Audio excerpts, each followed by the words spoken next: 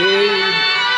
Olá, boa noite a todos vocês que estão ligados aí nesse momento conosco através da rede aqui no Facebook.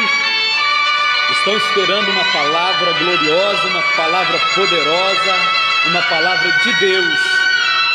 Acredito que o Senhor é aquele que vai nos conceder a graça nesta noite, vai nos abençoar, porque uma vez mais nós nos propomos a trazer uma mensagem, não uma mensagem particular nossa, não uma palavra nossa, mas uma palavra de Deus. Assim como Paulo dizia que o ministério dele, não era querer convencer, nem aplicar uma palavra de persuasão, mas que no ministério dele haveria a manifestação do Espírito. Manifestação do Espírito é poder, e nós temos chamado esta igreja da Igreja dos Milagres, porque milagres têm acontecido neste lugar. Deus tem respondido o nosso clamor, tem respondido a nossa oração. Por isso nós fazemos menção do nosso Deus, por isso nós nos consagramos ao Senhor através da oração, através do jejum, através da palavra e do posicionamento. Nós precisamos verdadeiramente honrar o nome do Senhor, para que o Senhor possa responder através do nosso ministério e alcançar as vidas, alcançar as pessoas. Eu digo para você que a maneira que Deus se manifesta ao mundo é através dos seus chamados, homens e mulheres, os quais Ele tem chamado para o ministério. O Senhor, Ele faz o milagre através de uma oração, de uma bênção, de uma palavra profética. As coisas, ela não acontecem simplesmente por acontecer, não. Deus tem um propósito, e o Senhor chamou algumas pessoas, para que pudesse então fazer segundo a vontade dEle, para que se pudesse cumprir a vontade e o propósito dEle. Nesta noite, hoje, quarta-feira, estamos aqui, nesse momento. Não está aqui o nosso corpo diaconal, as nossas irmãs e os nossos irmãos que tão carinhosamente e tão prontamente sempre estão aqui, lindos, uniformizados, para servir a igreja do Senhor, para dar suporte ao altar. Hoje não estamos aqui, mas eu louvo a Deus pela vida do nosso diaconato. Hoje nós não temos aqui liderança de grupos que tem trabalhado, que tem se posicionado, que tem se dedicado, tem dado a vida em função do ministério. Eu louvo a Deus também pelos nossos líderes de grupo, o nosso grupo de louvor, que tem tido tanto amor, tanta dedicação para estar abrilhantando o culto e preparando as almas através da canção espiritual, para que possam receber a palavra. Hoje não estão aqui, mas que Deus possa alcançá-los também, de uma forma geral, toda a igreja que não está presente, você que tem vindo, tem se assentado nos primeiros bancos, nos últimos bancos, você que tem pago um preço por esta igreja, você que tem dobrado os joelhos, que tem orado, que tem jejuado em prol desse ministério, você que tem bancado esse ministério através das suas ofertas, dos seus votos, dos seus dízimos, todos vocês têm um valor especial. Você que tem uma comunicação mais próxima, você que simplesmente se assenta, ouve o culto e sai sempre na correria, ou devido às circunstâncias de muitas pessoas para atender, a gente não tem se falado. mas eu digo que o importante é a tua presença neste lugar. E Deus, aquele que não faz acepção de pessoas, que não faz acepção de ninguém, Ele ouve o teu clamor, Ele ouve a tua oração. É um Deus que está sempre pronto, sempre presente.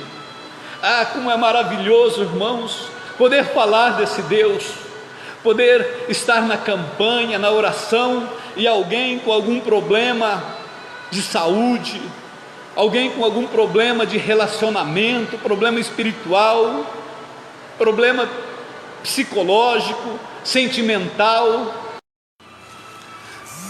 Voltou.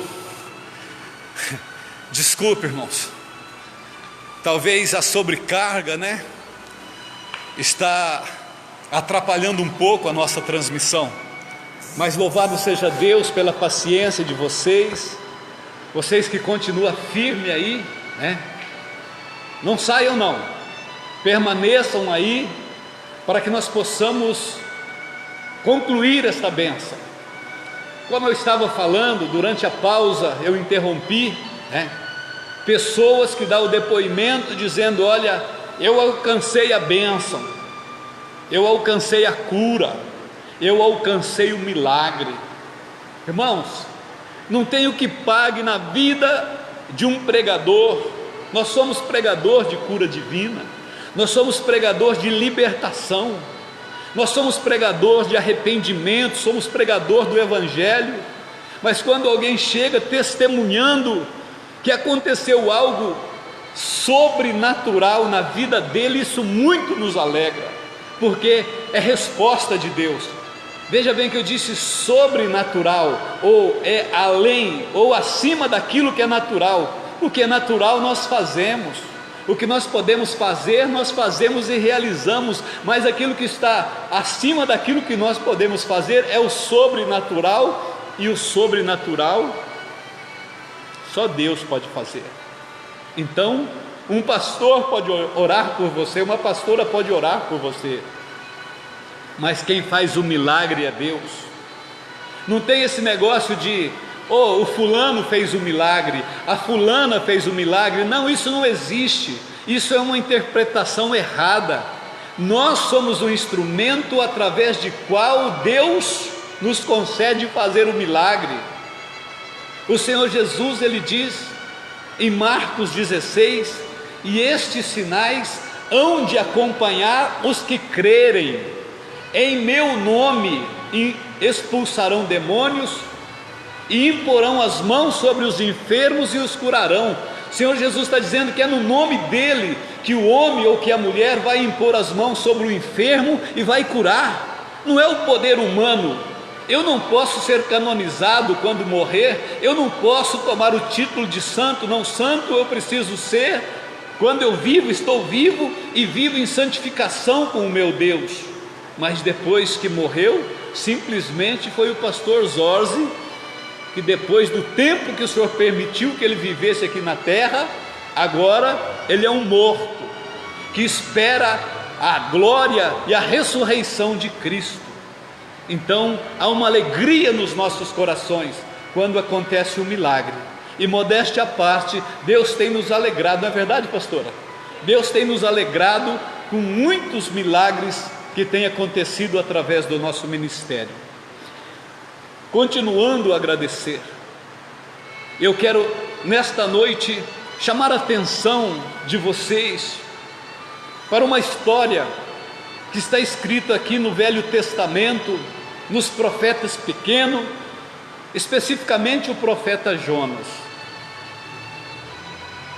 O profeta Jonas, nós vemos que é uma bela história, Nós temos aqui apenas 4 pequenos capítulos desse livro, mas é algo que nos ensina profundamente e nos ensina uma lição. Nós precisamos aprender com o profeta Jonas e com o que aconteceu com o profeta Jonas. Jonas, ele era um chamado de Deus, usado por Deus, esse profeta, mas Jonas, em um tempo da sua vida, ele foi uma pessoa assim, um tanto teimoso, porque vendo as misericórdias e a bondade de Deus, ele achava que ele não deveria ir clamar contra a cidade de Nínive, porque depois que ele clamasse, ele sabia que Deus ia realmente se compadecer daquela cidade e não ia acontecer o mal, porque Jonas, ele julgava aquela cidade que era uma cidade ímpia, uma cidade pecadora, e ele tinha desejo que aquelas pessoas pagassem o preço do seu pecado. Ele não queria que houvesse ali arrependimento, e ele sabia então que o Senhor faria, depois da sua pregação, voltaria atrás da sua ira contra Nínive e abençoaria eles, perdoaria o seu pecado. Nós vemos aqui no capítulo 1, se você pode acompanhar aí, a vocação de Jonas, que diz assim: e veio a palavra do Senhor a Jonas, filho de Amitai, dizendo: levanta-te e vai à grande cidade de Nínive e clama contra ela, porque a sua malícia subiu até a minha presença. Veja bem o que o Senhor está dizendo: Jonas, vai naquela grande cidade pecadora e clama contra ela, porque o mal subiu até mim. Clamar o que, Senhor? Clama contra o pecado, a injustiça, o erro, o abandono. Clama contra ela e diz que se não houver arrependimento, e se não voltar estas pessoas para o Senhor, se arrependendo dos seus erros e dos seus pecados, lave as suas mãos de sangue dos seus erros, porque senão eu vou destruir aquela cidade. E nós temos exemplo de cidade que foi destruída por causa da ira de Deus, com o pecado daqueles homens ou daquela nação, daquela cidade que não quis se arrepender. Nós temos aí o exemplo da cidade de Gomorra e a cidade de Sodoma. E Jonas então, ele toma uma atitude, porém Jonas se levantou para fugir da presença do Senhor. Jonas não estava disposto a obedecer. Jonas, ele não quis ir para Nínive, mas ele se levanta para fugir da presença do Senhor. Preste atenção, aprenda com esta passagem que nunca nós devemos fugir da presença de Deus. Quando Deus me incumbir ou me responsabilizar para que eu faça alguma coisa, eu preciso dizer: sim, Senhor, aqui estou. Quando Ele diz vai e clama, vai lá e clama. Quando Ele diz vai lá e exorta, vai lá e exorta. Quando Ele diz vai lá e leva a minha palavra, vai lá e leva a palavra do Senhor. Quando Ele disser vai lá e diz para o meu servo, para a minha serva, entrega uma palavra e uma bênção, vai lá e abençoa. Jamais fuja da presença do Senhor. Porém Jonas se levantou para fugir da presença do Senhor, para uma outra cidade. Ele disse: não, eu não vou para Nínive, eu vou para Tarsis, né? E ele desceu a Jope. Jope era uma cidade portuária, né? E ele achou ali um navio que ia para Tarsis, e ele pagou a sua passagem, né? Pagou a sua passagem e desceu para dentro do navio para ir com eles para Tarsis, para longe da presença do Senhor. Irmãos, não tem como fugir da presença do Senhor. A palavra nos ensina: se eu estou no alto, o Senhor me vê. Se eu estou embaixo, o Senhor me vê. Se eu estiver nas profundezas, o Senhor me vê. Não há como fugir da presença do Senhor. Mas quando Jonas entra naquele navio e toma o rumo contrário daquilo que Deus queria que ele fizesse, o Senhor mandou ao mar um vento, uma tempestade, né? Muito forte, e fez o mar fortemente se agitar, e o navio estava a ponto de afundar, a ponto de se quebrar. Então os marinheiros clamavam cada um ao seu Deus, porque ali tinha muita gente, muitos marinheiros, era um grande navio, e alguns acreditavam em alguns supostos deuses, né, entre aspas, porque era a fé que eles tinham, o que eles conheciam, né? E cada um clamava aos seus deuses, e eles começaram então, diante da dificuldade, descarregar o navio, jogando ao mar, né? Jogando ao mar as cargas que estavam sobre o navio, para aliviar o seu peso. Jonas, porém, ele desceu ao porão do navio e, tendo se deitado, dormia um profundo sono. Entende isso, meus queridos? Aquele navio, ele tinha um destino, ele ia para Tarsis, e eles teriam uma viagem tranquila, com certeza. Mas quando entra alguém naquele navio fugindo da presença do Senhor, o Senhor manda um vento,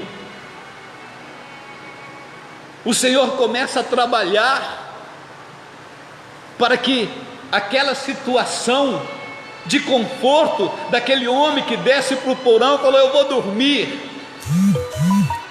Nínive é problema do Senhor.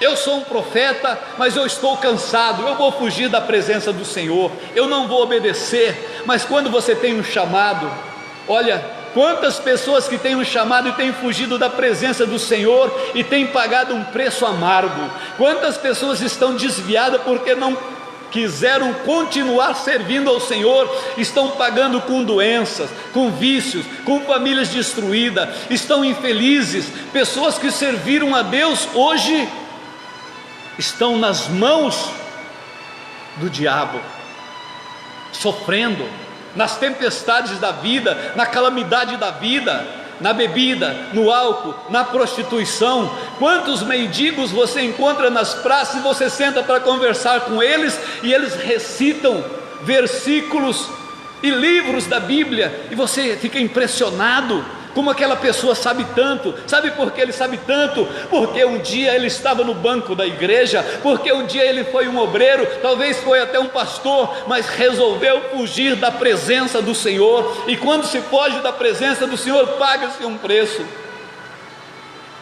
E Jonas então agora ele está dormindo profundamente naquele navio, não se importando com o que estava acontecendo. E o mestre do navio chegou-se a ele e disse: o que tens, ó dormente, dorminhoco? Levanta-te, clama ao teu Deus, clama ao teu Deus, talvez assim esse Deus se lembre de nós, para que não venhamos perecer. E dizia cada um ao seu companheiro: vinde, lancemos sorte para que saibamos por que causa sobreveio esse mal. Ele sabia que estava acontecendo alguma coisa errada. Eles percebiam, porque Deus deu a entender para eles. Ele disse: vamos lançar sorte, para ver o porquê que está acontecendo isso. Então eles lançaram a sorte, e a sorte caiu sobre Jonas. Então lhes disseram: declara-nos tu agora, por causa de quem sobreveio este mal. Fizeram ali 4 perguntas para Jonas. Que ocupação é a tua? Perguntaram para Jonas. De onde você vem? Qual é a tua terra? E de que povo tu és? E Jonas lhe respondeu e disse: eu sou hebreu, e temo ao Senhor, o Deus dos céus, que fez a terra e o mar. Não teve como ele omitir, não teve como ele esconder. Ainda que ele estava lá no porão dormindo, o Senhor foi lá despertar o sono, porque havia sim um compromisso e uma responsabilidade que Deus dera para ele. Então estes homens se encheram de grande temor e disseram-lhe: por que tu nos fizeste isto? Pois sabia os homens que ele fugia da presença do Senhor, porque eles tinham lhe declarado. E disseram-lhe: Que te faremos nós para que o mar se acalme? Aqueles homens no desespero olhou para Jonas, sabia que o Jonas era a causa daquela tempestade. Irmãos, quantas vezes pessoas chegam na nossa vida, pessoa começa a participar e começa a acontecer uma tempestade, nós não compreendemos.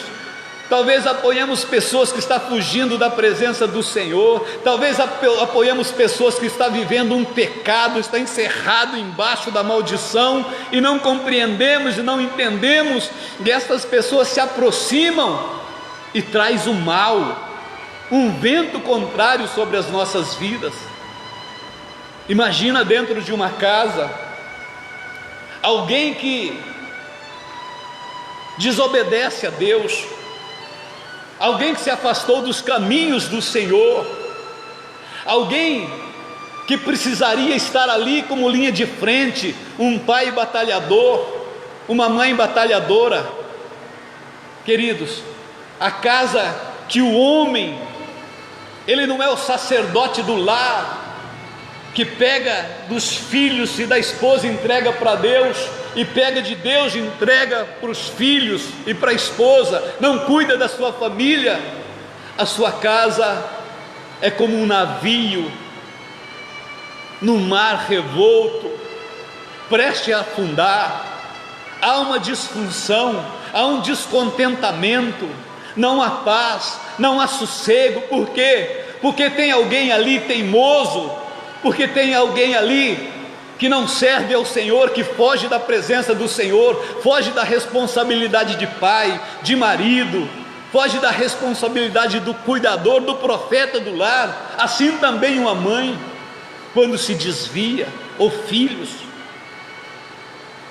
A nossa casa, ela precisa ter paz, precisamos todos estar remando na mesma passada, mandando tudo junto, igual, para que possamos alcançar o porto seguro, ainda que passarmos por alguma turbulência ou alguns ventos, mas o Senhor vai estar conosco, porque estamos trabalhando juntos. Lembra-se daquela passagem que o Senhor Jesus entrou no barco e disse: passamos para o outro lado, mas em certa altura daquele lago levantou-se uma grande tempestade e o barco quase ia a pique. E os apóstolos clamaram: Senhor, não te importa que estamos perecendo? E o Senhor se levantou e repreendeu o vento e o mar. O vento parou de assoprar e o mar se fez calmo. E os discípulos, olhando um para o outro, disse: quem é esse que até o vento e o mar se acalma diante da sua palavra?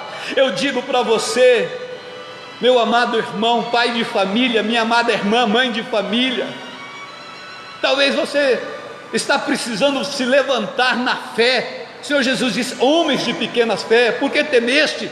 O Senhor está dizendo: levanta, se posicione como homem, como mulher de Deus, levante a tua mão e mande essa tempestade que está passando na tua casa se acalmar, que está passando na sua vida parar, para que você possa atravessar e vencer a sua jornada. O teu tempo, o Senhor está contigo para te abençoar. E aqui então, eles perguntaram para Jonas: o que nós precisamos fazer para que o mar acalme? Porque o mar se tornava cada vez mais tempestuoso.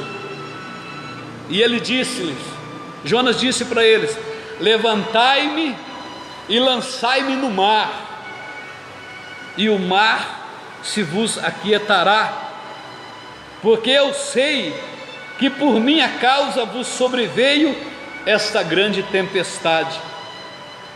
Oh, amados, nesse momento aqueles homens fizeram uma oração e disseram: Senhor, não impute sobre nós o sangue inocente. Mas nesse momento nós faremos aquilo que precisamos fazer, porque precisamos salvar a nossa embarcação e todas essas vidas. Então eles erguem Jonas agora e lança ao mar revolto, e o navio continua. Agora as águas serenas e planas eles deslizam para alcançar o seu destino. Aquele que causara toda aquela situação contrária já não estava mais no navio, foi lançado ao mar. Mas o Senhor agora prepara, quando ele é lançado ao mar, um grande peixe. Sim, o Senhor preparou um grande peixe, e aquele peixe vem, e engole a Jonas. E a palavra nos diz que Jonas, ele passa 3 dias e 3 noites no ventre do grande peixe. É bom nós confirmarmos esta passagem para dar a devida veracidade a ela, não é verdade? No Evangelho de Mateus, já não voltamos em Jonas, no Evangelho de Mateus, no capítulo 12, o versículo 38 começa dizendo assim, então alguns dos escribas e fariseus responderam dizendo para Jesus: mestre, queríamos ver da tua parte algum sinal. Veja bem que Jesus curava cegos, surdos, mudos, coxos, aleijados, ressuscitava, mas eles queriam ver algum sinal. Mas Jesus lhes respondeu e lhes disse: uma geração má e adúltera pede um sinal, porém nenhum sinal se lhe dará, senão o sinal do profeta Jonas. Olha quem está falando isso, Jesus está dizendo: nenhum sinal vos será dado, senão o sinal do profeta Jonas. E Jesus continua dizendo: pois como Jonas esteve 3 dias e 3 noites no ventre da baleia, é aquele grande peixe, quando lançaram Jonas ao mar, o Senhor mandou, assim estará o Filho do Homem 3 dias e 3 noites no coração da terra. Jesus estava falando que ele seria morto, crucificado e seria sepultado por 3 dias, E Jesus continua dizendo: os ninivitas é aqueles que Jonas ia lá pregar para eles. Jesus diz: os ninivitas ressurgirão no juízo com esta geração e condenarão essa geração, porque se arrependeram com a pregação de Jonas, e está aqui quem é maior do que Jonas. Veja bem então que Jesus, o próprio Jesus, confirma esta passagem, que Jonas é lançado e o grande peixe então agora o engole para preservar a vida, e Jonas se sente na profundeza. Ele diz que as algas se enrolaram na sua cabeça e ele se sentiu excluído de tudo, morto no profundo do abismo. Mas ali ele faz uma oração ao Senhor. Jonas estava agora no fundo do poço, no fundo do abismo, não havia mais esperança para ele. Talvez você esteja no fundo do poço, no fundo do abismo, e não há mais esperança, assim como Jonas disse: eu estou tirado da presença do Senhor, eu não voltarei a ver o grande templo aonde me alegro, mas Senhor, tenha misericórdia de mim. E o Senhor então, o próprio Jonas, ele fala depois, ele dá o depoimento que a oração dele entrou no Senhor, entrou em Deus, e Deus faz então que o grande peixe vai até a praia e vomita Jonas na praia. Deus é maravilhoso, Deus pode todas as coisas, Deus é tremendo. E ali então, quando Jonas é vomitado na praia, ele diz: eu cumprirei com o voto que eu fiz lá no fundo dos mares, quando eu estava dentro desse peixe. Louvado seja Deus. Tivemos aí um pequeno probleminha, na internet, mas voltamos agora e vamos já partir para a conclusão. E aqui então Jonas, ele se levanta, e Nínive era uma cidade de 3 dias de caminhada, e ele vai no primeiro dia, dizendo: ainda 40 dias esta cidade será subvertida. E ele começa a clamar contra o pecado da cidade, e ele começa a dizer: arrependei-vos. O Senhor manda uma mensagem para Nínive: será destruída essa cidade por causa do sangue, por causa do erro, por causa do pecado, por causa daquilo que está oculto. Volte ao Senhor, arrepende-se e recebam a bênção do Senhor. E esta pregação de Jonas chega até os ouvidos do rei de Nínive, aquela cidade, aquela grande cidade pecadora. E o rei, quando ouve aquela palavra, veja bem, irmãos, como é que é importante você ser um arauto de Deus, você ser alguém que evangeliza, que leva a palavra. O rei ouviu a palavra que Jonas pregava. Quantos pregadores estão trabalhando para que alguém possa ouvir? E o rei ouviu. Quando o rei de Nínive ouviu essa palavra, ele temeu muito e ele levou a sério. Primeira coisa que ele fez, ele tirou a sua coroa, tirou os seus trajes reais e se vestiu de saco e cinza, deixou o seu palácio e se assentou para clamar ao Senhor, e deu uma ordem: todos vamos fazer um jejum de 3 dias, as pessoas e os animais, nós não vamos comer, nós não vamos beber, nós vamos nos arrepender e nós vamos voltar ao Senhor. Quem sabe assim o Senhor se arrependa e nos perdoa do grande mal que temos feito e livre a nossa cidade. A palavra de Deus é para isso. O Senhor queria que Jonas fosse em Nínive exatamente para levar a palavra do arrependimento. E a Bíblia nos mostra aqui que quando houve essa humilhação da cidade de Nínive e a destruição, o mal e a destruição que estaria disposto a fazer a Nínive. Queridos, encerramos aqui esta live, desta quarta-feira, dizendo que quando o Senhor determina alguma coisa contra, devido, você que tem dúvida, tire a tua dúvida agora. Você que fica aí esperando: não, eu vou esperar quando eu sentir para ser batizado, quando Deus me der um sinal. Não, Deus não vai te dar um sinal para você ser batizado, porque o batismo é um mandamento. O Senhor Jesus disse: ide por todo mundo, pregar o evangelho a toda criatura, quem crer e for batizado será salvo. Veja bem que para você ser batizado, você não precisa de um sinal, você precisa crer, é uma questão de decisão.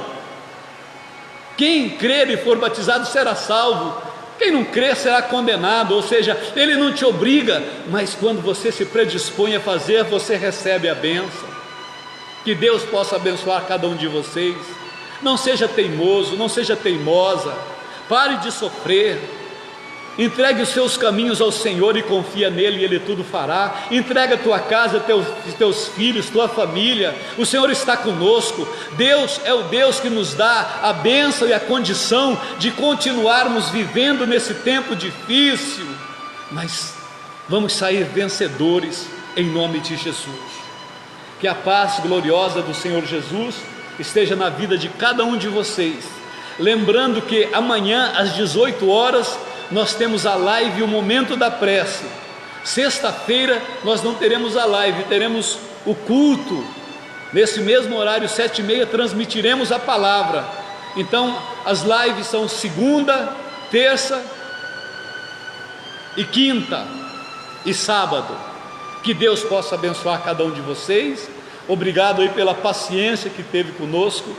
Desculpe aí, algumas vezes a transmissão caiu, mas um número gratificante de pessoas esteve conosco nesta noite. Eu quero deixar uma bênção para você. Feche os teus olhos aí onde você está. Pai, em o nome de Jesus, meu Deus, eu te peço que o Senhor venha completar esta bênção desta noite através dessa live.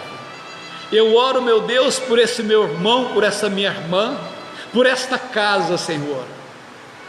Cure esta casa, liberte esta casa e transforme esta casa, mude esta família, abençoe, ó Senhor, que haja paz, que haja prosperidade na vida destas pessoas, ó Senhor. Não deixa faltar o pão, não deixa faltar o calçado, não deixa faltar o alimento, o transporte, o teto, a condição para que eles possam sobreviver. Eu os abençoo com a bênção profética, com a bênção apostólica e com a bênção pastoral, em o nome do Senhor Jesus, graças a Deus e amém.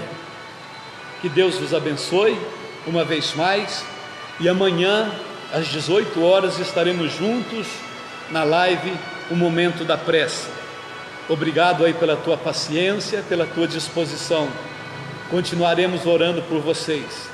Segunda e terceira igreja do Evangelho Quadrangular de José Bonifácio, pastores Antoninho Zorzi e pastora Maria Regina, vos abençoamos com a bênção profética, com a bênção pastoral e com a bênção apostólica, em nome de Jesus.